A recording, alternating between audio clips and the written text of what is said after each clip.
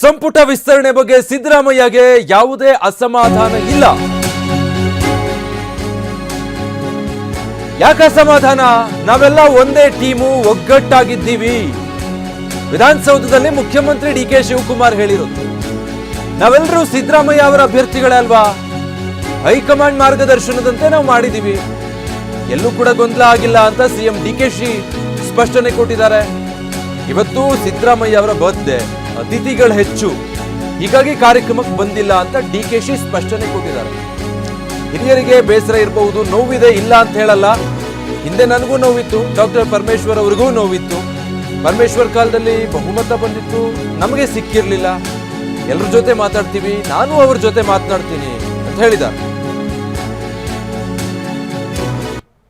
ನಾನು ಅವರು ಎಲ್ಲ ಕೂತ್ಕೊಂಡು ತೀರ್ಮಾನ ಮಾಡಿರೋದೆ.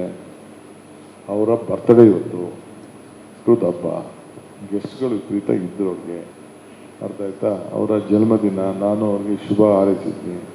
ಆಯ್ತಾ? ಇವತ್ತು ಸಿದ್ದರಾಮಯ್ಯನವ್ರಿಗೆ ಯಾಕೆ ಅಸಮಾಧಾನ?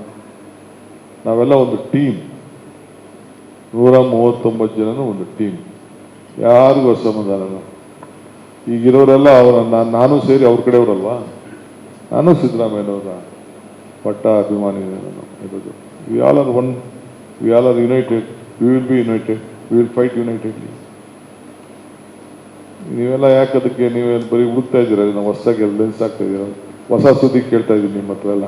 ಸಿದ್ದರಾಮಯ್ಯವ್ರ ಕಾಲದಲ್ಲೂ ನಾವಿಬ್ಬರು, ಇವರು ಅಧ್ಯಕ್ಷರಾಗಿ ಅಧಿಕಾರ ಬಂದರು. ಇವರು 3 ವರ್ಷ ಆದಮೇಲೆ ಹೊರಗಡೆ ಬರಬೇಕಾದ ಪರಿಸ್ಥಿತಿ ಬಂತು. ನನ್ನ ಕೂಡ ಕೆಲವು ದಿನ ಹೊರಗಡೆ ಇಟ್ಟಿದ್ರು.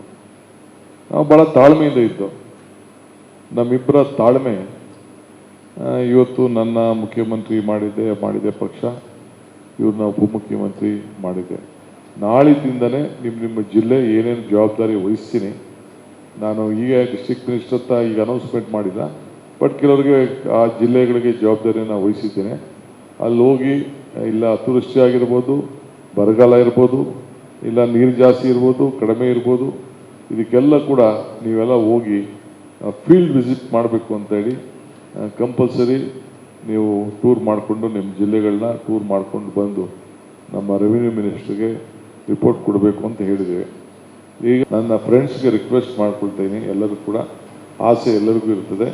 ಸ್ವಲ್ಪ ತಾಳ್ಮೆಯಿಂದ ಇದ್ದರೆ ಎಲ್ಲರೂ ಒಂದೊಂದು ಕಡೆ ಜಿಲ್ಲೆಯಲ್ಲಿ ಸಾಧನೆ ಮಾಡೋಕ್ಕೆ, ಅಡ್ಜಸ್ಟ್ಮೆಂಟ್ ಮಾಡೋಕ್ಕಾಗ್ತದೋ ಖಂಡಿತ ನಾವು ಎಲ್ಲರಿಗೂ ಕೂಡ ಅಕೊಮಡೇಟ್ ಮಾಡೋಂಥ ಕೆಲಸ ಮಾಡ್ತೀನಿ ಅನ್ನೋದು ಕೂಡ ಹೇಳ್ತೀನಿ. ಆಮೇಲೆ ನಿಮಗೆ ಈಗ ಹೆಣ್ಮಕ್ಳಿಲ್ಲ ಅಂತ ಒಂದು ಪ್ರಶ್ನೆ ಆಗ್ತೀರಿ, ಅದಾಗ್ತದೆ, ಫಿಲ್ ಮಾಡ್ತೀವಿ. ತಲೆ ಕೆಡಿಸ್ಕೊಳಕ್ಕೆ ಹೋಗ್ಬಿಡಿ, ಹೆಣ್ಮಕ್ಳು ಇರಲೇಬೇಕು. ನಮ್ಮ ಪಕ್ಷದಲ್ಲಿ ಒಂದು ಸಿದ್ಧಾಂತ ಇದೆ. ಮೊದಲು ಒಬ್ಬಳು ಹೆಣ್ಮಗಳು ಇದ್ದು, ಈಗ ಡೆಪ್ಯೂಟಿ ಸ್ಪೀಕರ್ ಕೊಟ್ಟಿದ್ದೀವಿ. ಮಂತ್ರಿಗೂ ಮಂಡಲಕ್ಕೂ ನಮ್ಮ ಪಕ್ಷ ಅದಕ್ಕೆ ನನಗೆ ಮಾರ್ಗದರ್ಶನವನ್ನು ಕೊಡ್ತದೆ. ಆಮೇಲೆ ನಿಮಗೆ ಈಗ ಹೆಣ್ಮಕ್ಳಿಲ್ಲ ಅಂತ ಒಂದು ಪ್ರಶ್ನೆ ಆಗ್ತೀರಿ, ಅದಾಗ್ತದೆ, ಫಿಲ್ ಮಾಡ್ತೀವಿ. ತಲೆ ಕೆಡಿಸ್ಕೊಳಕ್ಕೆ ಹೋಗ್ಬಿಡಿ, ಹೆಣ್ಮಕ್ಳು ಇರಲೇಬೇಕು. ನಮ್ಮ ಪಕ್ಷದಲ್ಲಿ ಒಂದು ಸಿದ್ಧಾಂತ ಇದೆ. ಮೊದಲು ಒಬ್ಬಳು ಹೆಣ್ಮಗಳು ಇದ್ದು, ಈಗ ಡೆಪ್ಯೂಟಿ ಸ್ಪೀಕರ್ ಕೊಟ್ಟಿದ್ದೀವಿ. ಮಂತ್ರಿಗೂ ಮಂಡಲಕ್ಕೂ ನಮ್ಮ ಪಕ್ಷ ಅದಕ್ಕೆ ನನಗೆ ಮಾರ್ಗದರ್ಶನವನ್ನು ಕೊಡ್ತದೆ.